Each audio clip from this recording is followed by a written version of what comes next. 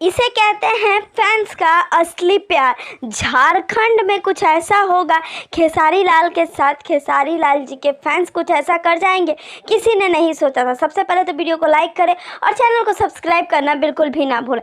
जी हाँ, खेसारी लाल जिस स्टेज पे शो कर रहे थे उस स्टेज के सामने इतने ज़्यादा फैंस आ जाते हैं कि उन्हें कंट्रोल करना काफ़ी मुश्किल हो जाता है। तब कुछ सीआरपीएफ के जवान ऊपर उठते हैं और खेसारी लाल जी को प्रोटेक्ट किया जा सकता है।